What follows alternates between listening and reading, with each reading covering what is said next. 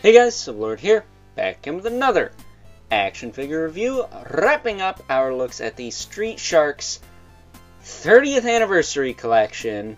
A lone tier for the Street Sharks 30th Anniversary Collection for now. Wave 2 is starting to hit.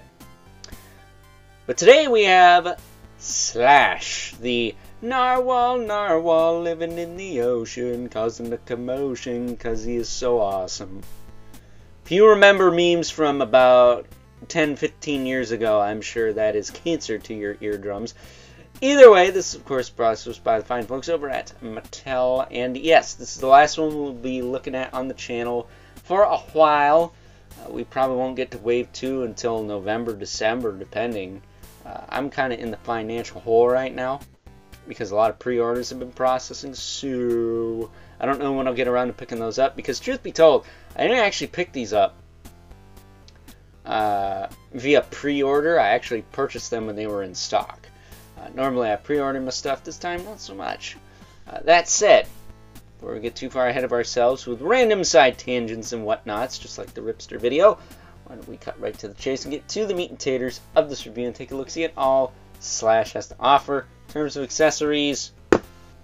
You guessed it, the freaking cage. Last time, I might even mention the cage in a video because they all come with it. Seems kind of monotonous to keep bringing it up, but at least you know. And knowing is half the battle. G.I. wrong toy line. That said, Slash's other accessories is big old nose, but I wouldn't advise trying to rip that off once you pop it on. It's pretty solid plastic, and once it's on there, it doesn't really feel like it's going to come off. That said, why is Slash named Slash? He does not have a blade nose, he has a drill nose. It makes no sense. Pull the trigger, it spins. Woo! Yeah, I've been asking this question like all my Street Shark videos. Why is he called Slash instead of, like, I don't know, drill bit? I don't know. But either way, he is a monstrous narwhal. He's got a really cool, like, sculpt on the hands. I really like those. I don't know why. But as far as his articulation goes, nothing in the torso. Torso doesn't feel like cheap or nothing, but it doesn't feel, I don't know, it doesn't feel as good as it could for 25 bucks. The shoulders will go up. They will go back down. They will rotate. He's got a single jointed elbow, of course, with rotation. And he's got hinge swivel wrists. Those work fine.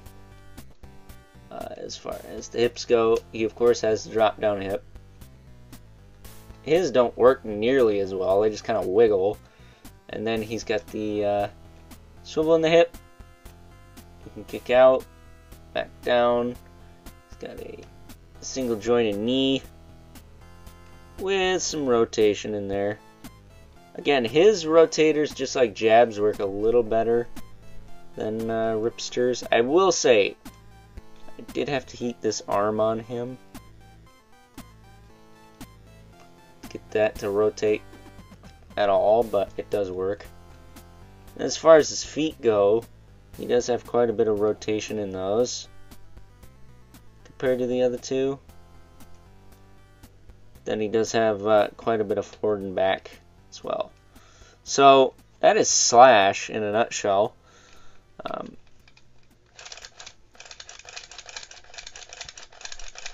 Basically the fidget spinner of the wave. That said, I'm excited for Slobster. That's my guy. He's like the Clawful of this universe.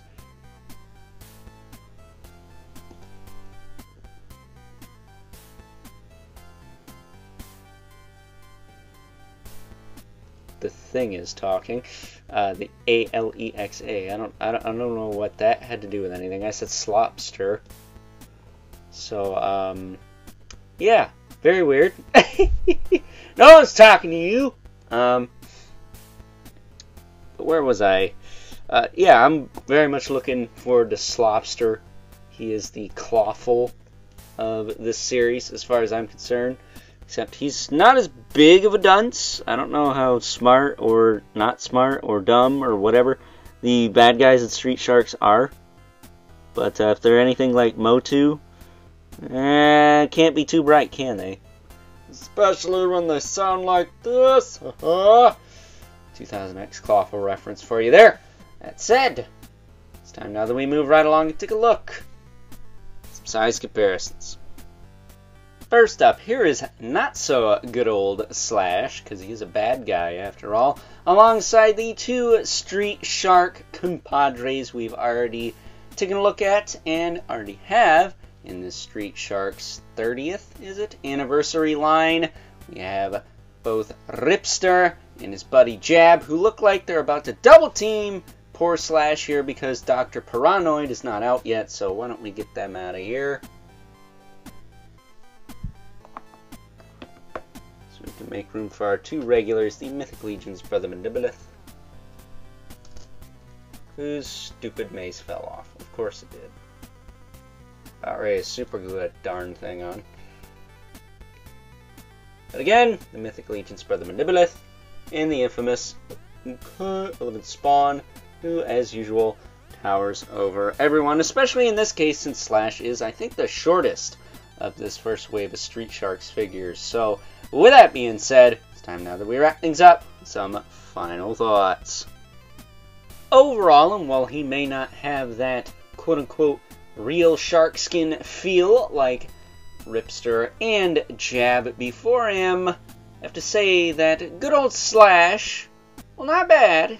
It's also not perfect, which seems to be the theme for this new Street Sharks line brought to us by the fine folks over at Mattel. Now, I don't know what Wave 2 has to offer as far as quality and whatnot goes. I know that it's starting to hit, though, and that we have 2 more waves coming after that, and I'm sure at least a couple, if not a few more after that. So fingers crossed, fine folks over at Mattel make some changes to this line moving forward, and maybe ditch those drop-down hips while you're at it, because those things suck. So with that being said, hope you guys enjoyed this review. Until next time, I'll catch you guys later.